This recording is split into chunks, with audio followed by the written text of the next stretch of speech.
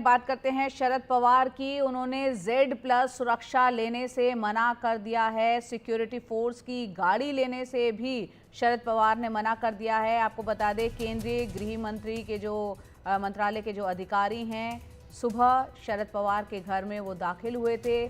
CRPF और Delhi police के 15 अधिकारियों ने शरद पवार से आज इस पर चर्चा की और यहाँ पर Z+ सुरक्षा से शरद पवार ने इनकार कर दिया है उस सुरक्षा को लेने से।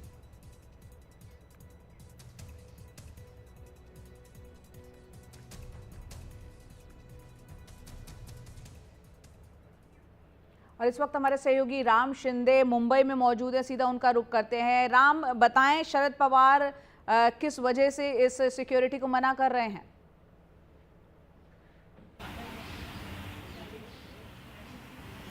बिल्कुल जो कि गृह मंत्रालय के और सिक्योरिटी फोर्सेस के अफसर है, उन्होंने 6 जनपद दिल्ली के आवास पर शरद पवार जी से आज मुलाकात की। ये मुलाकात लगभग 25 मिनट चली और उसी मुलाकात में शरद पवार ने बहुत से सवाल थे जो कि उनसे सिक्योरिटी फोर्सेस से पूछे। पहला सवाल उनका ये था कि मुझे सिक्योरिटी क्यों दी जा रही है या फिर थ्रेट क्या है, किस तरह का थ्रेट है।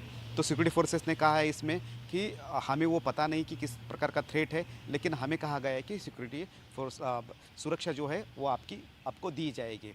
और दूसरी बात जो है, सिक्योरिटी फोर्सेस ने ये भी कहा कि 50 लोगों की सिक्योरिटी आपके घर पर होगी, आप जहाँ पे भी जाओगे वहाँ पे भी ये सिक्योरिटी आपके साथ रहेगी।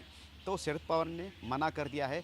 उसके बाद सिक्योरिटी फोर्सेस ने ये भी कहा है कि गाड़ी में भी आपके सिक्योरिटी फोर्सेस तैनात रहेगी, आगे सीट पर और पिछले सीट पर। उसके लिए भी शरद पवार ने मना कर दिया है कि मुझे कोई भी और किसी भी सिक्योरिटी की ज़रूरत नहीं है। और जो मना किया गया है उसके ऊपर सिग्नेचर करके वो रिपोर्ट भी भेज दी गई है। अब देखना ये होगा कि केंद्रीय गृह मंत्रालय इसके ऊपर क्या निर्णय लेता है, क्योंकि बीच में कुछ दिनों पहले ही हमने देखा है कि जो महत्वपूर्ण नेता है, इम्पोर्टेंट पर्सन है, उनकी सिक्योरिटी बढ़ाई गई थी।